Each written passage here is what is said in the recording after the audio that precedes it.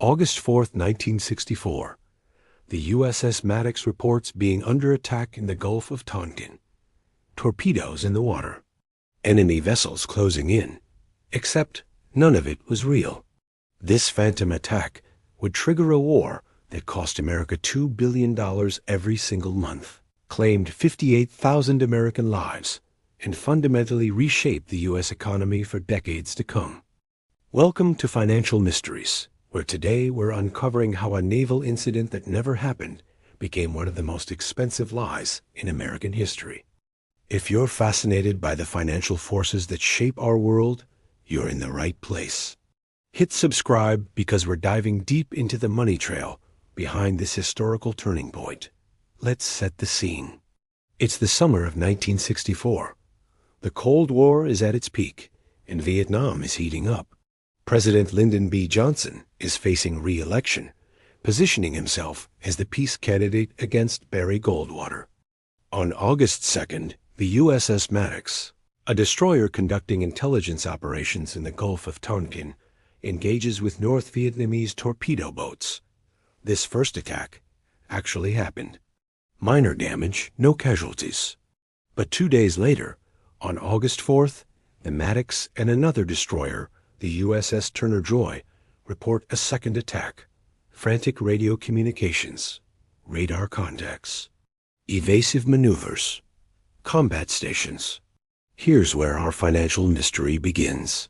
Within hours, declassified documents now reveal that Captain John Herrick, commander of the task force, sent a message that's been buried in history. Review of action makes many reported contacts and torpedoes fired appear doubtful. Suggest complete evaluation before any further action. The second attack almost certainly never happened. Sonar operators were likely detecting their own ship's propeller echoes. Radar was picking up weather patterns. In the darkness and confusion, imagination filled in the gaps.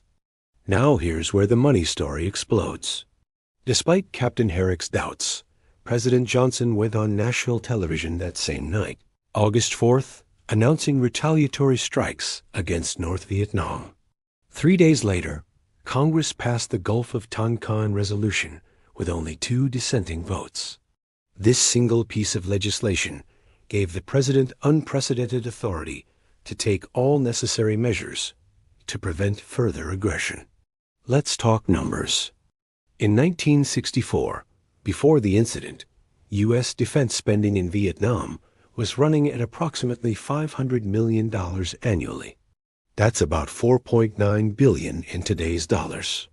By 1966, just 2 years later, the monthly burn rate hit $2 billion. That's $18.5 billion per month in 2024 dollars. We went from $500 million per year to $2 billion per month. The defense budget exploded from $50.6 billion in fiscal year 1965 to $69.5 billion by 1968, a 37% increase in just 3 years. Defense contractors like Boeing, Lockheed, and McDonnell Douglas saw their stock prices surge. The military-industrial complex that President Eisenhower warned about in 1961 was now operating at full throttle. But here's the critical financial mystery. This wasn't just about defense spending. This was about fundamentally altering America's fiscal trajectory based on an incident that never happened. As troops poured into Vietnam, from 23,000 advisors in 1964 to 536,000 troops by 1968, the economic consequences cascaded through the American economy. President Johnson faced an impossible choice. He had launched the Great Society programs, Medicare, Medicaid, the War on Poverty, federal education funding. These were his legacy projects, costing billions. But now he needed billions more for Vietnam. His solution? Print money and hope no one noticed. Johnson refused to raise taxes significantly until 1968, fearing it would kill support for both the war and his domestic programs. Instead, the government ran massive deficits.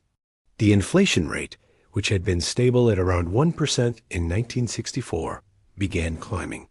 By 1968, it hit 4.2%. By 1970, 5.7%.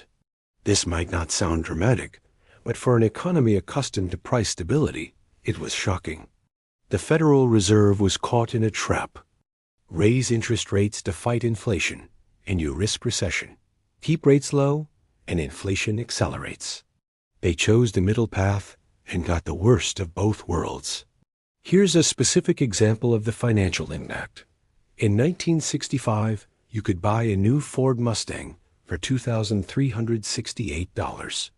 By 1970, that same car cost $2,721, a 15% increase. A gallon of gas went from 31 cents to 36 cents. A loaf of bread from 21 cents to 24 cents. These increases might seem small, but they represented a fundamental shift in American economic expectations. The financial mystery deepens when we look at the long-term consequences of that August night in 1964. The total cost of the Vietnam War is estimated at $168 billion in period dollars. That's approximately $1 trillion in today's money. But the true cost goes far beyond the direct military expenditure. The war spending contributed to the collapse of the Bretton Woods system. Since 1944, the U.S. dollar had been backed by gold at $35 per ounce, and other currencies were pegged to the dollar. This system required the U.S. to maintain fiscal discipline, but Vietnam War spending created massive dollar outflows. Foreign governments holding dollars began demanding gold. U.S. gold reserves dropped from 15,800 metric tons in 1964 to 8,100 tons by 1971. On August 15, 1971, almost exactly 7 years after the Gulf of Tonkin incident, President Nixon closed the gold window. The dollar would no longer be convertible to gold. The entire global monetary system had to be rebuilt. This wasn't just an American problem. The inflation triggered by Vietnam War spending rippled globally. Oil-producing nations, seeing their dollar-denominated revenues losing value, began pushing for higher prices. This set the stage for the oil shocks of the 1970s. The 1970s stagflation, simultaneous high inflation and high unemployment, had many causes, but Vietnam War spending was a critical trigger. Interest rates eventually hit 20% by 1981 as the Federal Reserve fought to regain control of prices. So let's connect the dots of this financial mystery. A naval incident that probably never happened on August 4, 1964, triggered a congressional resolution 3 days later. That resolution enabled a war that cost $2 billion per month at its peak, claimed 58,000 American lives, and fundamentally altered the trajectory of the U.S. and global economy. The phantom torpedoes in the Gulf of Tonkin led directly to the collapse of the Bretton Woods gold standard, a decade of inflation that eroded American savings interest rates that would eventually hit 20%, and a fundamental shift in how the U.S. government approached deficit spending. Here's the lesson for today. Questionable intelligence leading to military action has massive financial consequences that echo for decades.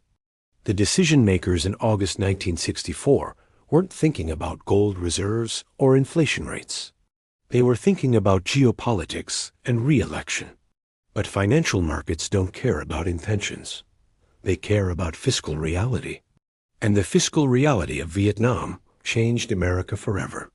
The Gulf of Tonkin incident reminds us that the most expensive decisions in history often happen in moments of confusion, with incomplete information, under political pressure. The financial mysteries aren't always about complex schemes or hidden conspiracies. Sometimes they're about a radar blip that wasn't really there. If you're fascinated by how historical events reshape financial systems, subscribe to Financial Mysteries. We've got more stories about the money trails that changed the world. Drop a comment. What other historical incidents do you think had hidden financial consequences? Until next time, follow the money. It always tells the truth.